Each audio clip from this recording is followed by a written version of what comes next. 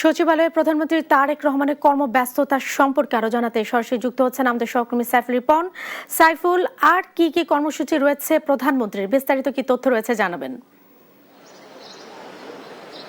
Jessica, সকাল 9টা 25 মন্ত্রিপরিষদ বিভাগের প্রধানমন্ত্রীর কার্যালয়ে অফিস শুরু করেছেন প্রধানমন্ত্রী তারেক রহমান, এবং তখন থেকেই কিন্তু একের পর এক বিভিন্ন মন্ত্রণালয়ের মন্ত্রী সহ বাইরে থেকে যারা বিভিন্ন প্রতিনিধি দল আসছেন তাদের সাথে কিন্তু বৈঠক করছেন। এবং ইতিমধ্যেই শিক্ষা মন্ত্রণালয়ের উপদেষ্টা, শ্রম কর্মসংস্থান মন্ত্রণালয়ের উপদেষ্টা, বৈদেশিক কল্যাণ ও কর্মসংস্থান মন্ত্রণালয়ের উপদেষ্টার সাথে বৈঠক করেছেন এবং পরবর্তীতে ভূমিকম্প, দুর্যোগ ব্যবস্থাপনা এবং প্রস্তুতি সংক্রান্ত একটি বৈঠকে অংশ নিয়েছেন প্রধানমন্ত্রী তারেক রহমান, এবং তার সাথে বৈঠক করে দুর্যোগ ব্যবস্থাপনা ও ত্রাণমন্ত্রী ইতিমধ্যেই কিন্তু সংবাদকর্মীদের সাথে কথা বলেছেন। এবং তার মাধ্যমে আমরা যতটুকু জানতে পেরেছি যে সারা দেশব্যাপী 1,45,000-এর মতো স্বেচ্ছাসেবক দুর্যোগকালীন যারা কাজ করবেন তাদের একটি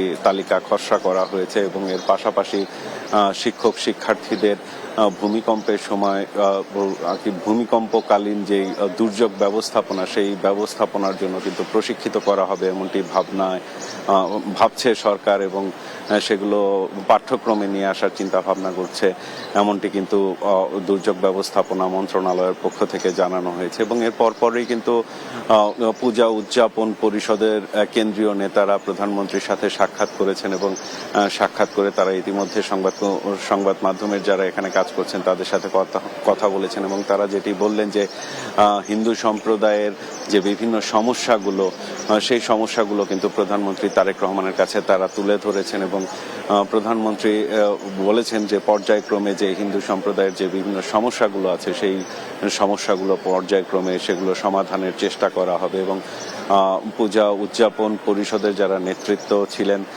তারাও প্রধানমন্ত্রীর যে আশ্বাস, সেই আশ্বাসে কিন্তু তারা সন্তুষ্টি প্রকাশ করেছেন, এবং তারা আরেকটি দাবি যেটি করেছেন যে সরকারের প্রতিটি ক্ষেত্রে যেন হিন্দু সম্প্রদায়ের প্রতিনিধিত্ব থাকে এমন দাবিও কিন্তু তারা করেছেন, এবং প্রধানমন্ত্রী সেগুলো বিবেচনা করার কথা কিন্তু জানিয়েছেন। এবং এই মুহূর্তে প্রধানমন্ত্রী তারেক রহমান কিন্তু এখনো অফিসে কার্যালয়ে তিনি কর্মব্যস্ত রয়েছেন, এবং বিকেল 3:30 নাগাদ কিন্তু সংসদের জাতীয় সংসদ অধিবেশনে যোগ দেবেন, এবং রাত 9টায় মন্ত্রিপরিষদের যে ক্যাবিনেট বৈঠক, সেই ক্যাবিনেট বৈঠকেও কিন্তু অংশগ্রহণ করবেন প্রধানমন্ত্রী তারেক রহমান। জেসিকা।